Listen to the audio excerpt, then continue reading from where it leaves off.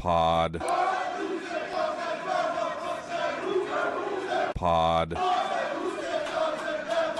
Welcome back, Pod. After a brief hiatus, I guess we were only away for a week. To another episode of Say Who Say Pod. He's Danny O'Neill. I'm Christian Caple. Danny's like 30 miles away from me right now, but we're still not doing this in person because that's just not. It's not how we roll. I'm closer to the Huskies than you are, I think. Yeah, that's a good point. And I heard a rumor from a pretty reliable source, because I think it was you, that you were at another football team's training camp this week, but not the one that I read about. No, I went out to Renton yesterday to visit the Seahawks training camp, and it was great to see some people, including one of the hardest working men I've ever been around, in Bob Condota. I also kind of felt like the 24-year-old who shows back up on his high school campus to take a look around. Was everyone so glad you were there? Oh, it's so good to see you. What are you up to? And I'm like, well, yeah, it's not like I've gone on to bigger and better things, folks. Like, I'm trying to figure out how to write first-person narrative nonfiction on the East Coast, but otherwise things going swimmingly. Surely they were all clamoring about Say Who Say Pod. There was some conversation about that and a question about why I had not done a Seahawks podcast. And I had to tell them the very blunt truth that, you see, like, I really like the Huskies and an opportunity to talk about them. The Seahawks has always been more work for me. And I don't know. I think that's kind of been a truth for better or worse in my sports writing, sports fandom, is the Huskies are something that I love and follow. And the Seahawks were always sort of an employment and professional. Following that team was much more professional than it's ever been for the Huskies with me.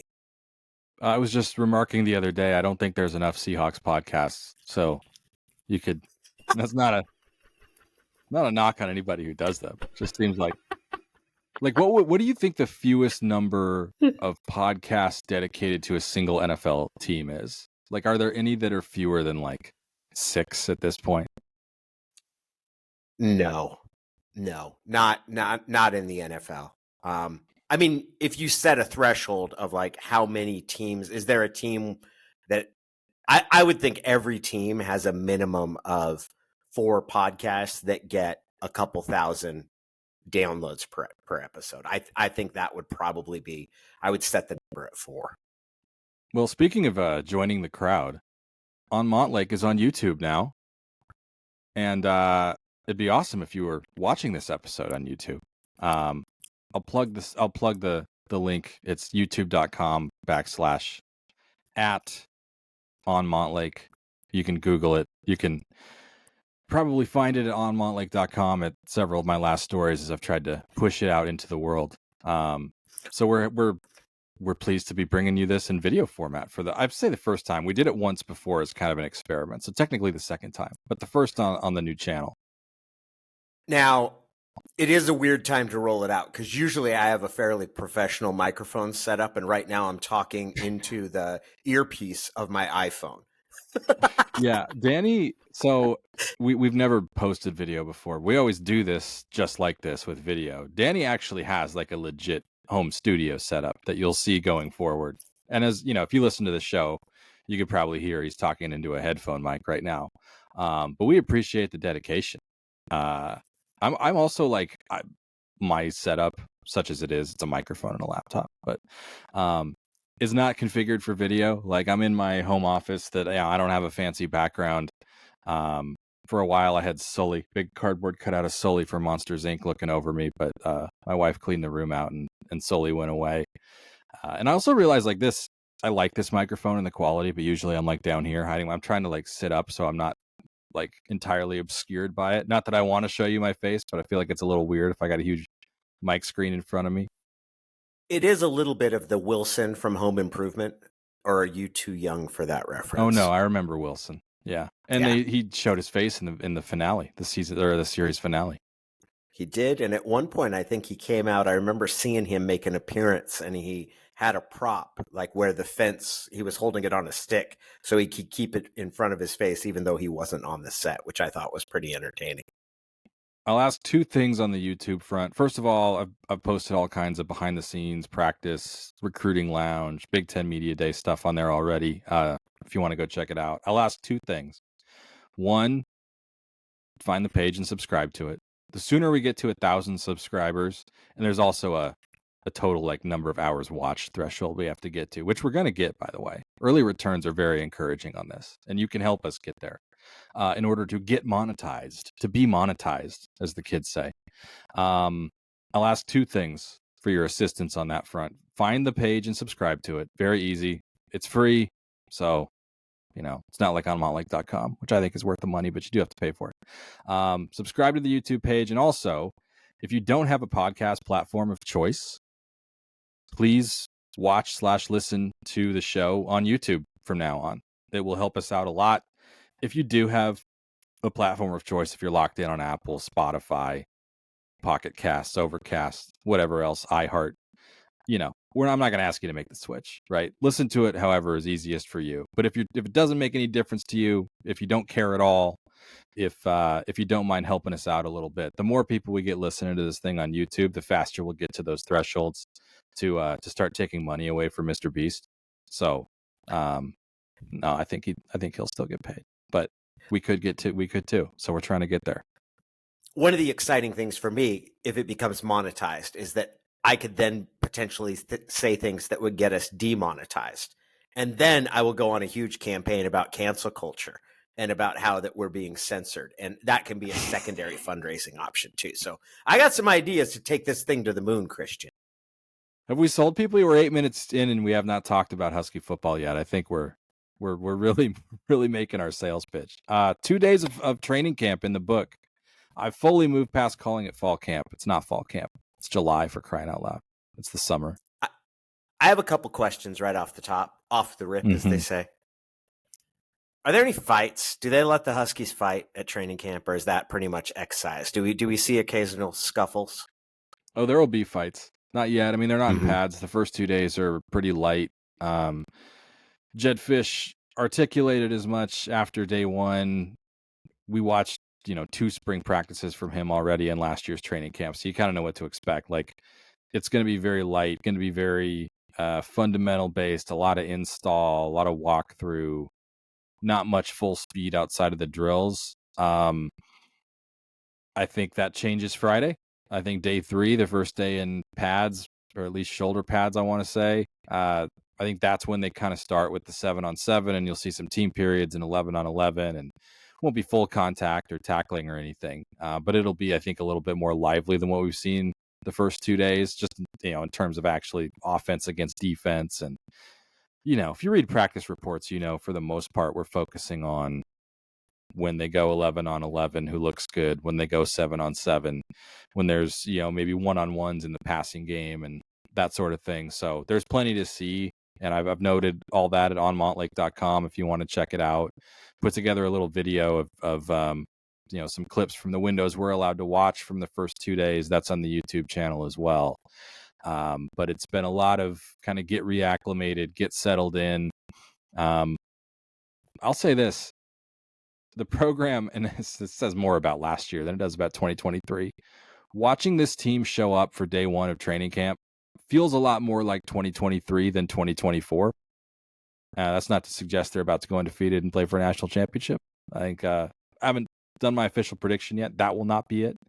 But it feels like a staff that's been here. It feels like, talking to people just kind of off to the side around the program, stability is a word that comes up.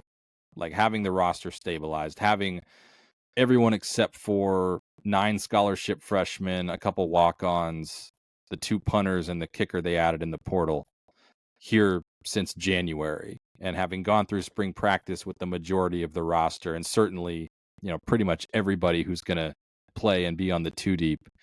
And they look bigger, like we said in the spring too, right? I mean, the freshman offensive line class, all about.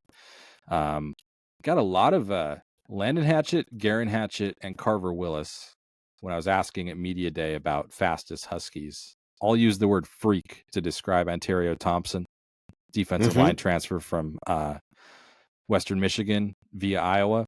And he looks the part. I mean, they want big athletic dudes at D tackle. He was at Iowa a couple of years ago and didn't see the field a ton on defense, transferred to Western Michigan. So this is kind of his second crack at the Big Ten.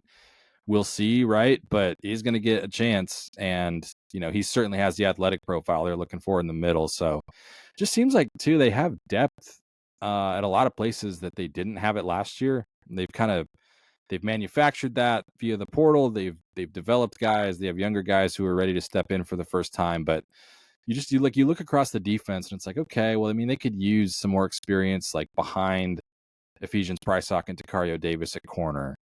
And there's going to be a competition at safety to see who can get those starting jobs out of, 3 guys that I think they feel pretty good about. And they're replacing a ton at linebacker. But there's just, I don't know, there's no position you look at and think, man, if one guy goes down, they're really going to be hurting here. Like, you feel like they've got 5 or 6 or 7 interior D linemen who they're going to be able to rotate through there. They need edge rushers to step up. Like, they need Durfee to be Durfee. And we don't need to go too deep on that one again, other than to say that Danny texted me a photo of a Sasquatch he saw a couple weeks ago. Or maybe it was a tweet.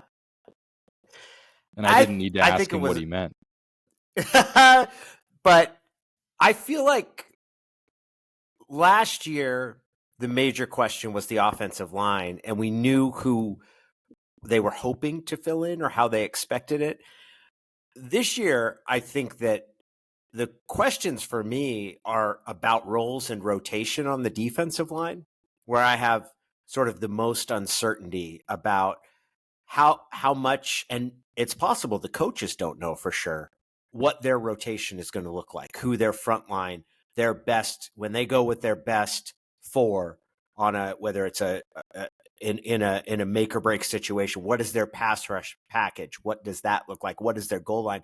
I don't think I have a great idea for how their defensive line rotations are going to play out once the season starts. Yeah, I don't think we do either necessarily, other than, Ontario Thompson, Samote Pepa, Valinius Davis, at the very least. I mean, I would say right now those are probably your top 3 snaps played guys on the interior, assuming full health and all that. Obviously, they're going to give Zach Durfee every opportunity to be their stud number 1 pass rusher. Isaiah Ward is going to be involved there. Losing Russell Davis second for the season is really rough. I think they were going to rely a lot on him, but they like the way Jacob Lane has come along. Taitai Uyunglele is going to be super involved out there, and also probably on the interior a little bit. Deshaun Lynch seems like he's working back from an injury of some kind, but doesn't look serious. I think he'll be involved before too long. I don't know. I thought one of the most interesting things to come out of the local media day that they did with the whole coaching staff and 13 players was Ryan Walters saying that he has more depth on the D line, both on the interior and at edge, than what he's used to. And that depth at that position is a luxury, and he hasn't always had it at past stops, which is interesting because, I mean, he had a really good, in terms of where it ranked nationally, defense at Illinois.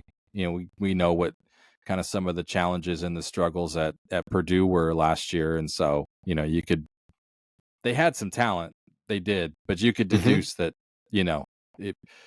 when he's talking about having more bodies on the interior D line than he has in the past, clearly he didn't feel like they really had that at Purdue the last couple of years. So I thought, but after last year, you'd point to that position and the offensive line as being like the big question marks, right? Of, okay, we're pretty sure they got better. We're pretty sure they have more talent in both of those rooms, but until we see it, it's a bit of a question mark. Whereas you've got this experienced defensive coordinator who was just a head coach in the same conference coming in and saying, wow, there's so much depth here.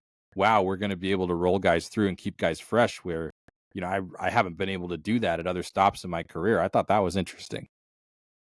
It is interesting. And I always tend to, it's easier to get excited when you hear that compared to a year ago where you knew they were playing from behind. And it was impossible to blame the coaching staff for, like, you look at the offensive line. Oh, why don't you have bodies up there? Why this is a lack of no. You had an incredible successful run followed by just major attrition because the coaching staff left, and any bump that you thought you might get from how deep Washington went in the playoffs and raised national profile was completely neutered because you lost your coach. And now you see what Jed Fish and his staff have been able to compile after a year. And I also think his coaching staff's better. I think I liked the job Steve Belichick did, but I think having a former head coach as your defensive coordinator, not just that, but a former head coach in this conference, I think they're better situated going forward because of that. Yeah, I would agree. Offensively, interesting some of the combinations so far. At receiver, like Denzel Boston is out this first week or so, is what Jed Fish said. He looks like he's moving fine. I think that's still residual from he had a cleanup surgery before spring and kind of sat out the spring. I think they're just being careful with him. He says he feels good and all those things. So Raiden Vinesbright, who was the star of the spring game, man, you could tell Jed Fish really likes him and they want him to be involved. And he just seems like the kind of freshman, the kind of player where the coaching staff has just identified his talent and said, we're going to give this guy chances. Like, we're going to give this guy opportunities. He's too good not to. With Boston out, he's been taking the number one reps on the outside, some of them, with Rashid Williams as the other outside receiver. And then slot receiver is really where it's going to be interesting. They gave Amari Evans, the Penn State transfer, a look there. I think that's your trio with him, Boston, and Rashid Williams, like all other things being equal. And then Raiden Vinesbright coming off the bench to get some duty. Kevin Green and Audric Harris coming off the bench to get some duty in the slot. But I think that's really going to be the battle, right? Like once Boston's back, I think it'll be tough to move Denzel Boston and Rashid Williams out of those two outside receiver spots. It's going to be fun to watch Amari Evans, Kevin Green, and Audric Harris kind of battle it out in the slot. And then, could Raiden Vinesbright get involved there, right? Like, I don't think he's necessarily written in stone as an outside receiver. If he shows that he's one of their 3 or 4 best, I think they're going to find ways to get him on the field. Chris Lawson, who I thought overall through the spring was the most impressive of the true freshman receivers, just because he was healthy and making plays all spring. Raiden Vinesbright was a little bit banged up until the last couple practices there. He's dealing with a minor injury too. Like, he hasn't been involved in any of the install stuff so far. He's been working out on the side and also doing some drills. So maybe he has a chance to get involved at some point too. But another Jed Fish, right? We talk about how straightforward he is. He basically said, like, yeah, we're going to have a top 4 at receiver. Like, the top 4 will play and the others, will kind of back up here and there, which if you've studied his offenses, that's how it's been. Interesting to hear him kind of state it flat out, though. It is interesting. Also, when you contrast it to how you expect running back to go, it's a little odd to hear you're going to have 4 receivers, and that I would assume that the plan is three running backs, right? Jonah Coleman getting the majority of the carries, but then you're going to have Muhammad and the freshman that I would expect that they're going to get some opportunities. So it's funny to think about that you're going to have the rotation at wide receiver might be almost as tight as the rotation at running back. Yeah, and when Jordan Washington comes up, they've been like kind of adamant. Like, it might have even been Fish. Was it Fish? Was it Scotty Graham? Was it Jimmy Doherty? One of the offensive coaches, and I think it was Fish, because I think it was Big Ten Media Day, said something like, Jordan Washington's going to play for us. He's not going to come on the field for one snap and go back to the sideline.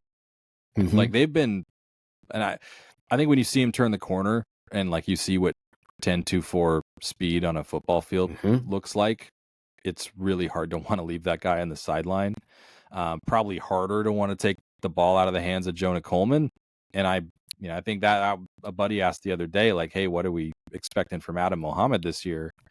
And I don't really know, because obviously he's going to play a ton. They love him. They think could be a star. I think he's going to have every opportunity to be a star starting next year as RB1. But, how often do you want Jonah Coleman coming off the field? Like, that's a selling point for Jedd Fisch too, right? With running backs, he's talked about that before, that, part of the NFL approach is like, I think the way he put it was, we don't burn up running backs. We're not going to give it to you 25. We're going to ask you to carry the ball 30 times a game and wear you out and beat you up, while you're still playing in college and before you ever get to the pros. So, do you think that could work? Do you think that can work with college kids? I get the premise, and I think it plays out really well in the pros. In the pros, you have more of a hammer because a running back, once you draft him, can't leave for 4 years. Mm-hmm. Do you think you can sell running backs? Because every one of those running backs will tell you they want to carry it 20 times in a game. Do you think you can work a rotation of running backs? I think so. And I think I think about it more from a recruiting lens, because obviously he wants to be known as a coach who, one, is going to run the ball. So there's going to be opportunity for you if you're a running back, but also we're not going to ask you to be, high school Derrick Henry carrying the ball 46 times just because you're our best player. And so, does that resonate or not? Don't you want to be the guy who touches it a ton? I think that the further we've gotten into this NIL world, where all these guys have agents, all these guys have representation, all of them are being advised by people who, in theory, and I think for the most part this is true, are considering the long-term football vision for them. So I think if you've got the right people in your corner, they're probably telling you, hey, this is a good thing, right? That this program wants you to carry it about 18 times instead of 24. And it's not like there won't be games, right? Jonah Coleman's got the hot hand and he's averaging 8 yards a pop and you're running great and he feels good and, hey, keep giving him the rock. But I say all that to say, I really do think they're going to play 3 running backs. I think, is Jordan Washington going to get 8 carries a game? Probably not. But he's an option for them to stretch the field horizontally that they didn't necessarily have last year, to really test the edges the way that Damon Williams can with the ball in his hands too. So I think his speed is just too much of an asset to leave on the sideline. I think they'll find interesting ways to get him involved. And they say he's a lot bigger too. He's gained 20 pounds since he showed up, something like that. He's in the 180s. I love estimates of weight gain. I know. I love it. You'll hear it. This kid gained 20 pounds. And then you look at it and you're like, I'll bet he's heavier and I'll bet he's more muscular. But 20 pounds, I just love how all of a sudden he just packs on weight. I mean, who among us has not gained 20 pounds during our freshman year of college? For different reasons. For very, very different reasons. Yeah, the calorie intake's similar. The protein intake, probably not so much. Yeah, for most people, it's because of the backdoor convenience store at McMahon Hall going down there before it closes to buy 2 boxes of sugared cereal. Yeah, or Gushers. Gushers was my go-to. Gushers was your go-to. It's strange because I think that the enthusiasm over Washington's quarterback is starting to gain a little steam nationally. Whereas it feels like everybody in Seattle and kind of the local coverage of it, we all know who the quarterback is, what the expectation is for him, and kind of this possibility that okay, it really might be showtime for him. This is obviously a quarterback that the coach loves, and what we saw based toward the end of last season gives you reason to hope. And it feels like that word has just now is making the rounds out in some of the national circles. Yeah, I think it seemed like coming out of Big Ten Media Day, there was this shift in the way people were talking about Washington. I don't know how much we attribute that to Jedd Fisch being a really good salesman, which I think he is. And there's a way you can say that where it's denigrating, and I really don't mean it that way. I think he is very good at selling his program in a way that comes off as genuine and in a way that actually causes analysts to take another look at the roster and think, you know what, why couldn't they be a 9-win type of team? So in addition to, like, you're right. I mean, more buzz around Damon Williams. I think there's more buzz around them generally, in a way where Washington has almost kind of moved into that tier of trendy sort of dark horse picks. If not CFP, then at least like in the Big Ten. I think Greg McElroy had them as a tier 2 Big Ten team and someone that people aren't talking about enough. I think Joel Klatt has said similar things. I like to listen to all the national podcasts coming out of Media Day to just see, especially if they had Washington's players on, if they had Jed Fish on. It seems like everyone who talks to Jed Fish about Washington comes away higher on Washington and like There we feeling better go. about Washington. And I think that's true of a lot of coaches, right? But I think not all of them.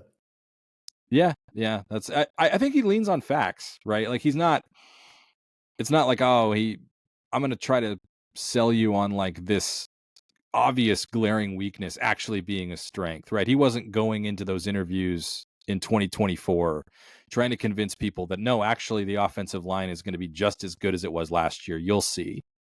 I think, and like he kind of said what they were going to do at Arizona, and then they did it, and then they won a bunch of games. So I think the track record is there. He obviously has his quarterback in place. I mean, look what we've talked about so far.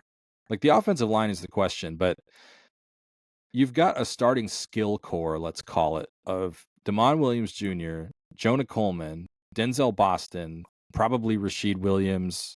I'm going to say right now, probably Amari Evans, and then like a tandem of Quentin Moore and Decker DeGraff. I think you feel pretty good about that, do you not? Yes, especially in the Big Ten. Look, it's not a conference that's going to light anybody on fire in terms of the quarterback play in the Big Ten. So you still got to see the O-line do it. I think you're simultaneously like encouraged that someone like John Mills or Champ Talea is so athletically mature for that position at their age as true freshmen to be, whether they're truly pushing for starting jobs or not, like we'll see, right? That's part of the competition part starting and the pads coming on. I think that's when you're going to see like, okay, how are they going to divide up the reps, and are they going to give these guys looks with the number one offense like they did in the spring and so forth. But then the other part is like, well, like if they feel strongly that, these two true freshmen might be better than anyone else they've got on the interior, like, is that a position you want to be in as a program? So, I mean, I happen to think those guys are both really good. And it's not like, it was still so strange that the 2016 Huskies, like one of their best teams ever, that went to the playoff, that tore through the Pac-12, set offensive records, relied on a 6'1", 270-pound freshman Nick Harris to start for them at guard. Right guard, started against Alabama in the CFP. That just tells you like how skilled he was, how athletic he was, how strong he was, the attitude he played with. This is not that. John Mills and Champ Talea are large humans. So they look the way you want them to look. You could not ever identify those guys as freshmen, just out walking around, other than, maybe they don't have quite like the muscle tone of a senior offensive lineman or something like that. But that's still, I tend to think Pocky Finau and Garen Hatchett will be your day one starters at the guard spots. But that's one thing we're watching for. Do you think the expanded playoff changes the idea of preseason buzz? Because I would say if you go back to 2016, the idea of a playoff berth, it really wasn't on the table at all until they beat Stanford. They won that Stanford game, and then you started to feel. But in a normal situation, year two of a coach's regime, there would be like, hey, you want to see tangible progress from last year. But the idea of competing for a conference championship, you want to be in the conversation maybe. But and now I think the fact that you look at the possibility of up to 4 playoff berths out of the conference, it changes the idea of what you think is possible, because I don't think there's any doubt that making the playoffs constitutes a successful season by pretty much anybody's metric. Like, you get into the playoffs, I don't care how much you want to whine about it being an unacceptable year, especially in the wake of what Ohio State did. I do, that idea of preseason buzz, it's changed by the presence of the expanded playoff form. Not necessarily, like, because I think what matters is that you get to November with 3 or fewer losses, ultimately. But I think it gives you like a broader pool of teams that you can reasonably like label a dark horse or start to build hype around. Just because, take Illinois, for example. Nobody thinks in a 4-team playoff that Illinois is going to contend for a 4-team playoff.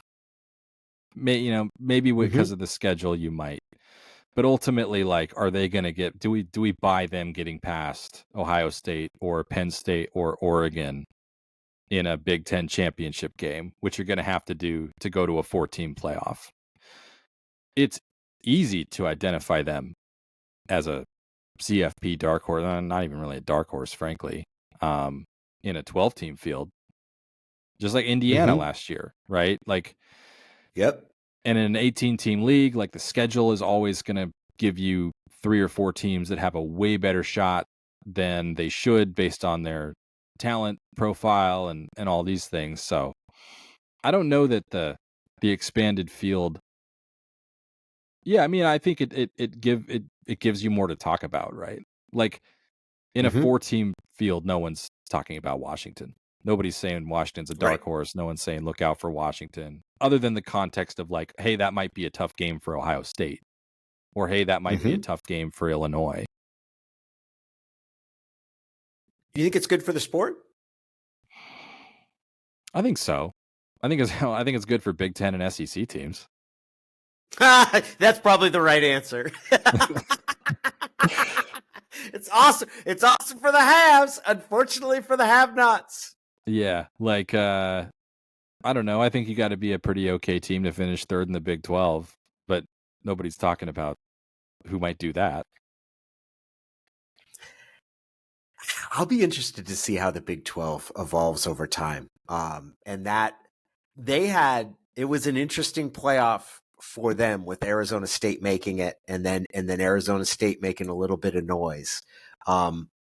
I don't know. It's the whole thing.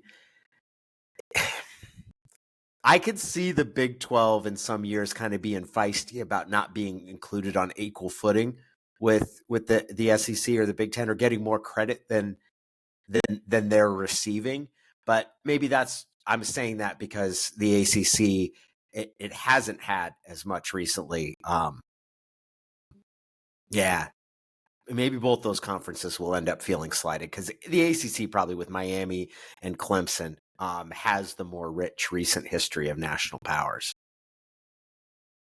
I do think, like, there's a case to be made for Washington. Like, it's not all just hopes and fairy dust at this point. Like, you could believe that Damon Williams Jr. could be a difference maker, and that Denzel Boston is a potential first-round receiver, and Jonah Coleman's good, and that they've got 2 really good corners with veteran transfers filling key spots elsewhere in the defense, and they have a proven commodity in Ryan Walters. And so, like, it's going to take work to pull it all together. It's not the easiest schedule. I still think that, there are at least 2 games on that schedule where the gap between them and their opponent talent-wise could still be pretty apparent. But I get why, as we near the end, I don't know if it's the end of talking season or the beginning of the next talking season with camp starting, as we kind of near the end of the window where we're prognosticating and getting toward the actual games being played. Like,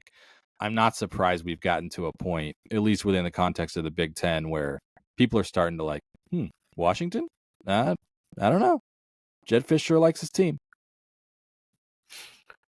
I hope all that's right. I am absolutely I would love to have my fears about this be proven wrong and misplaced. I just worry that once conference play starts, all this thought and hope about how much better they are up front, we're going to find out they're still really young up front. And they might be bigger, but they're just not big enough to consistently win in this conference, that you're still trying to win shootouts because you just can't match up in the trenches. I've said to a couple people, and then we'll get to Ian's I guess video debut. Ian's not on video. It's just going to be the same we always do it, except you'll get to see our reactions to his long and winding road of a question.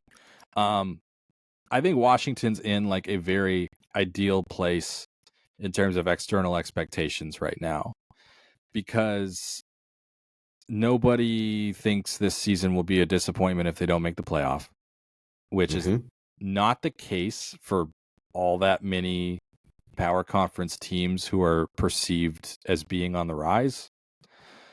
They're at a place where 7-5 would, I think, you're starting to get toward the disappointing end, at least in terms of Washington's fan base, but it wouldn't be the end of the world based on what you know their roster to be.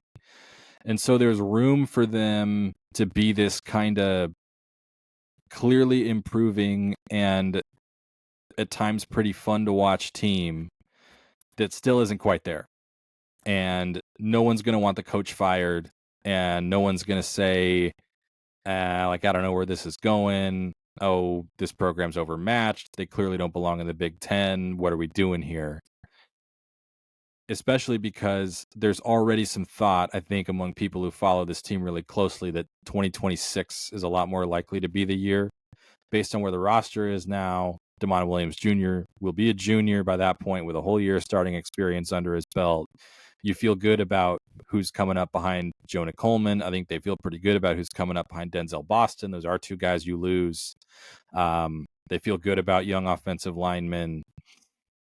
They feel good about the 25 and 26 recruiting classes. I think there's a couple guys in this 26 class who are going to play right away as freshmen. And the schedule, depending on what direction a couple programs go, the schedule, I think, sets up a little bit better than it has the last 2 years. So you could go 7-5, 8-4 with this team, not have a critical mass of people feeling like that's a huge failure, and roll into a season that I think people, even if not like fervently, are already kind of looking to as, okay, we're optimistic for year 2, but year 3 could really be the year. And so I think they're in an ideal place where they don't need to be amazing to avoid being a disappointment. And they could establish themselves as being like a really fun team again. And set up an incredible launching pad for 2026. Like that, I agree. There's a lot of upside here for that. You ready for our conversation? Oh, good. Yeah, I was like, if DeMond has the year that you'd hope a sophomore first-year starter who you think is going to be really good could have, then yeah, you're talking full-on Heisman campaign all year going into 26, all those things. So there's a lot way in front of them too, in addition to what's in front of them this year. It is time for our weekly conversation with Ian McFarland. He's not here on video. We may have to lobby for that in the future, but here's our weekly question from Ian. Yo, we made it. We got through the off season. We suffered through garbage streaming television. We might have even punished ourselves and watched baseball. But we're here. It's college football season. And I, for one, am pumped. I've got my fantasy draft tomorrow night. It's a Big Sky only keeper league, and we only draft players that have transferred into the Big Sky. It's it's not one of these niche leagues that some of you play in. I'm going to hold on a UW question for a week or so because I want updates. I want an update from on Montlake on what's happening in camp.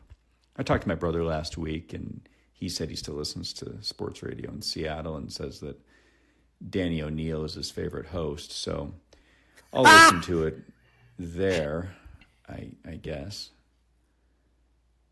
But for now, let's talk about college football on the whole. What are you looking forward to this year on field? And let's not only get beyond UW and beyond maybe the Big Ten. What are you looking forward to specifically to watching this year? Is there something different? Right now, we're reading preview after preview where daring national writers give you a best and worst case scenario for every team, and then in a month we'll see that same writer put out their projection for the season, and they'll pick Georgia or Ohio State as national champion. But we have a month where we can fantasize and dream about what this season could become, and I'm just curious what y'all are dreaming about. I wish you both a good week. It's time. Go Dogs. This was a little different because usually I fold laundry during Ian's question. I step out and take the dog for a walk. I go make myself some lunch. Sometimes get a quick power nap in, but I wanted to spare you guys from that. I figured I'd be fully attuned this time. I'm just kidding, Ian. My dream would be an upset of Ohio State, like the dare to dream moment, and I certainly don't think that this team has the experience to make a run to the Big Ten title, like something. But I do think that they do have, with their offensive personnel, they do have the explosiveness to potentially catch a team that will be ultimately a better team than them. So my dare to dream moment would be an upset of Ohio State. I'm very much looking forward to that game for a couple of reasons. I think it's really cool when a blue blood plays at Husky Stadium. I'm one who likes to see a large visiting contingent. I realize if you're a fan, that's not your favorite thing, to see the opponent's colors all in your stadium and all that. I think it makes it fun. Like, I think it's cool when the visiting team makes a big play and you hear like a loud cheer. Not as loud as at when Washington does it, but like when Michigan was there last year, that was not a good Michigan team, but boy, they still traveled and made a ton of noise. And I don't know, I just think it adds to the atmosphere. I think it brings something out of the home crowd too. Like everybody, I think, steps their game up a little bit because they want to be louder than the away team. And I just like these programs that have this whole machinery around them. It's just cool when they come into town. I don't know. It's hard to kind of explain it. And also, I want to see how close Washington is to keeping up with a team like that for 4 quarters. Is this still a huge gap like we saw against Penn State last year, like we saw against Oregon last year? The score was that way against Iowa. I don't know that you'd say the overall talent of those two teams was like so enormously different. That game got away from them. They didn't play well. Obviously, Iowa had them out physicaled and outgunned in the trenches. There's no question. But, Penn State and Oregon in particular, where they just were not going to be able to get anything done in the passing game without constant pressure from the quarterback. The opposing team's offensive line was able to do whatever they wanted. They were able to run the ball at will. They were able to, opposing OC was able to just call his game, pick his plays, and touchdown. And, they didn't belong on the same field as them. Like, will Washington belong on the same field as Ohio State? I'm looking forward to seeing that. I'll go a little bit simpler. Say I'm looking forward to seeing Jonah Coleman in action. I think we saw from the first carry, like I don't know if you remember, but he took his first carry for a touchdown last year. Yep. Got called back on a holding penalty. You saw from the very first time he touched the ball last year, like, oh, okay, the offense is going to center around this guy. Well, now you have a quarterback who everything's going to flow from this year. But we've been told and we've seen it up close. I think it's legit that this is a whole new Jonah Coleman physically. It's money time for him, right? He's a senior. He knows this is the year to, put together a really good season to up his NFL draft stock and go into the pros. So I'm curious to see, like, how does that show up? Is he breaking more tackles? Does he have that top end speed that he's been chasing, that acceleration that's going to get him into the open field and outrun guys instead of getting caught, even when it is already a good run, right? Turn an explosive into a hugely explosive, turn a big explosive into a touchdown. So is he going to be that guy for them? Is he going to help them in the red zone a little bit more, because the offensive line, are they going to be able to rely on their running game when they get closer to the goal line? So I'm very curious to see what a new and improved on what was already a pretty good Jonah Coleman looks like. Yeah, I would absolutely echo that. I'm also pumped to see, like, what does Denzel Boston look like in this offense? What is with a year to get more pass protection? I think you're going to see a more functional offense with a more dynamic quarterback, and I think I maybe did not fully appreciate what a big play player Denzel Boston can end up being. But yeah, and I think that's a fair, if you were looking for what would constitute growth this year, it's that you're competitive when you're on the field with elite teams, that you are not expecting to, hey, is this a team that can run the table? The size just isn't there yet. But are you going to have a game like Penn State where it's pretty clear from the opening couple series that, like, this isn't a feasible game for them? And Iowa, they hung around for a half. Indiana, you put together, but really fading toward the second half. Is this a team that can finish stronger than they did a year ago? Do they have the ability to sustain an effort for an entire game? Whereas I just think last year they physically wore down. I feel like this is going to be our first chance to see a Jed Fish coach team. I think that there were times last season that they functioned really well, but I think there was so much triage, especially along the offensive line, that you didn't really get a full sense of what he wants his team to look like, what he wants a team he coaches to look like. I'm curious to see too, like, which true freshmen do step up and play a lot. Like, is it going to be John Mills and Champ Talealea on the offensive line? Is it, is Raiden Vinesbright going to be the one who emerges as a receiver that you just got to play? You can't keep off the field. Boy, the coaches sure are impressed with Dylan Robinson at cornerback. Yeah. And you can't miss him. I mean, he, like Ryan Walters said today, he looks like Takario Davis and Ephesians Prysock out there already. He's maybe a little more slight than those guys, just like, or at least than Takario, through the arms. But I mean, Jed Fish said he's really attacked the weight room. He's a legit 6'3". I mean, all is 6'3". They say he's 200 pounds. He ran some crazy times in high school track for his size. Could easily play receiver in the Big Ten. That was a massive recruiting win in 2025. He's already, like, during install periods, taken some reps as the with the number 2 defense at corner. I think there's a pretty clear path for him to be their 4th corner or so this year. So to be on the depth chart, I'll be really surprised if he redshirts, like beyond surprised, frankly. So how much does he play? How much do they put him out there? Are there other ways he can help him out? He could be part of things too. We have an entry into the hotel room. My more significant other has just returned from a day of journalism conferencing. I'm excited to see this get rolling, Christian. I'm pumped up. I know that training camp has a lot of you have a lot of the excitement brewing and unchecked enthusiasm that flows through the coverage, but it's you feel the real game's right around the corner. You do feel that, and there is a sense of kind of what Ian said, that you've survived the off-season talk to actually we're about to get the stuff that matters. Would you say that the enthusiasm is unbridled?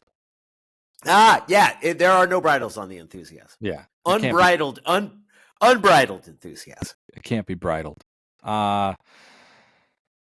It feels every year like we have to wait longer and longer for the season, and I think it's because of this content era we live in. Like, there's so much demand to fill every single last, like, boring second with something.